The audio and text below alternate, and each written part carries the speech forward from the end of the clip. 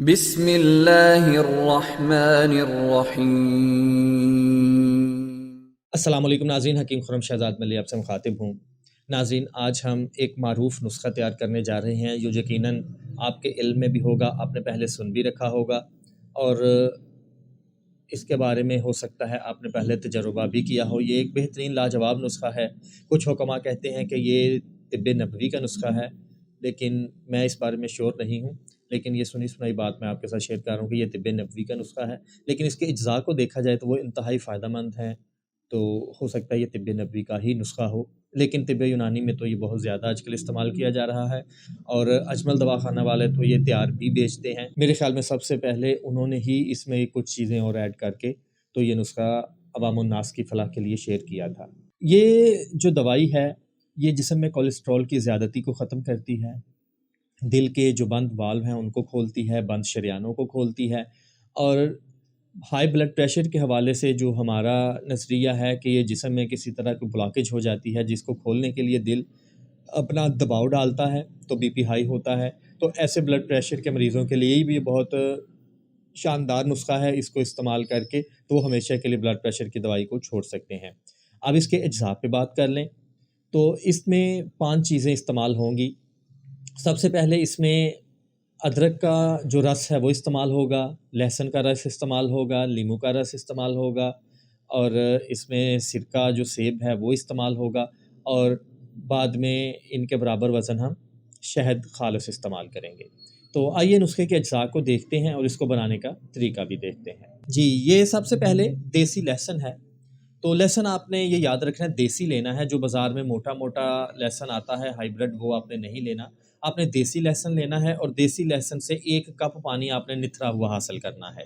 तो जिस तरह आप देख रहे हैं जो प्रोसेस हम कर रहे हैं, आप इसको किसी हावन दस्ते में भी कूट सकते हैं, लेकिन हमने हावन दस्ता यूँ इसलिए इस्तेमाल नहीं किया कि उसमें आयरन के कुछ जुज़ शामिल हो जाते हैं। सो हम इसको बिल्कुल ख़ालिस हालत में चाह रहे थे, इसलिए हमने ये ग्राइंडर की मदद से इसको पेस्ट बनाया और पेस्ट को कपड़े की मदद से निचोड़ के हमने पानी हासिल कर लिया है। तो सेम तरीका यही अदरक के पानी का है। तो अदरक का पानी हासिल करने के लिए हमने जब ये बताया था इसको बागची को मुदब्बर करना, तो तब भी ये सवाल आया था कि अदरक का पानी कैसे निकालें। तो ये आप देख सकते हैं, ये बिल्कुल एक नॉर्मल सी मशीन है जो घरों में इस्तेमाल होती है। तो उसकी मदद से हमने इसको बारीक टुकड़ों में काटा है अदरक को और जिस तरह गाजर का जूस निकालते हैं इस तरह हमने इसका कुछ जूस निकाल लिया है। और ये इसलिए निकाला है कि डायरेक्टली जब हम अदरक को डालते हैं मिक्सर में तो वो उसको ग्राइंड नहीं करता, क्योंकि उसको थोड़ी-सी नमी तो चाहिए। तो ये पानी अब हम उसमें डाल देंगे, तो ये अदरक का भी पेस्ट बन जाएगा, जिसको हम बाद में कपड़े की मदद से निचोड़ के तो ये पानी हासिल कर लेंगे।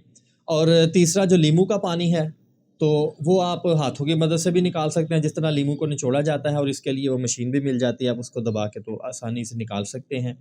तो ये तीनों चीज़ों का पानी हो गया। अब आपने करना क्या है कि ये तीनों एक-एक कप पानी बर्तन में डाल के वहाँ पे निशान लगा लेना है। वहाँ पे आप निशान लगा लें ताकि आपको पता रहे कि यहाँ तक जो सतह थी वो 3 कप की थी। उसके बाद उसमें 1 कप आपने सिरका सेब डाल देना है। सेब का सिरका हम दितू कंपनी का इस्तेमाल कर रहे हैं, क्वेटा से जो आता है, तो ये ज़रा ट्रस्टेड है।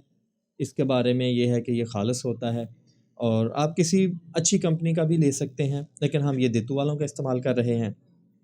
अब हमने इसमें 1 कप सेब का सिरका डाल दिया है, तो ये टोटल 4 कप दवाई हो गई। अब इसको हल्की आंच पे आपने पकाना है और जहाँ पे निशान लगाया था जब वहाँ तक रह जाए, यानी 3 कप बाकी रह जाए, तो आंच बंद कर देनी है और इसमें 3 कप आपने शहद मिला लेना है। ये जिस तरह हम शहद इस्तेमाल कर रहे हैं, तो शहद आप इंतहाई एतमाद वाली जगह से लें, क्योंकि 99% जो शहद है उसमें मिलावट होती है, वो ख़ालिस नहीं होता।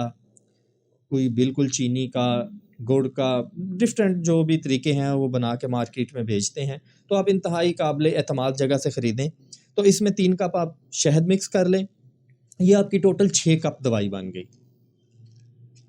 तो इस 6 कप दवाई को आप अच्छी तरह मिक्स कर लें। जब भी आपने इसको पीना है तब भी आपने मिक्स करके ही पीना है। तो जो तो मरीज़ ब्लड प्रेशर के नहीं हैं, वो ये दवाई तकरीबन 3 चम्मच इस्तेमाल कर सकते हैं सुबह नहार में। लेकिन अगर कोई ब्लड प्रेशर का मरीज़ है तो वो सुबह दोपहर शाम 1-1 चम्मच इस्तेमाल कर ले, और जब उसका जिस्म इस दवाई का आदी हो जाए, यानी 2 हफ़्ते गुज़र जाएँ दवाई इस्तेमाल करते हुए, तो फिर वो इसको 3 चम्मच सुबह नहार मुँह इस्तेमाल कर सकते हैं। फिर उसके बाद दोपहर और शाम को इस्तेमाल करने की ज़रूरत नहीं है। तो इंशाअल्लाह अल्लाह ताला के फ़ज़ल व करम से 3 हफ़्ते के अंदर ये बंद शरियाने खोल देता है और आपको इसका जो असर है वो ख़ुद ही महसूस होना शुरू हो जाता है कि आपके जिस्म को इसने रिलैक्स कर दिया है। जी नाज़रीन, ये एक मारूफ़ नुस्ख़ा आपके साथ शेयर किया जो हम तैयार कर रहे थे, तो आपने इसके तैयारी का प्रोसेस भी देखा और इसके जो अज्ज़ा हैं, अगर उन पे बात की जाए तो वो लाजवाब हैं। यूँ तो ये बहुत सारे मरीज़ आज़मा चुके हैं, मेरे कुछ रिलेटिव इसको आज़मा चुके हैं।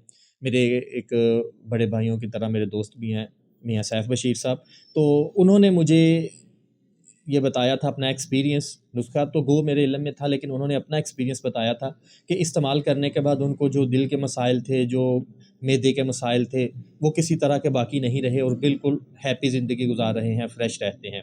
तो ये मैंने सोचा आपके साथ शेयर कर दिया जाए।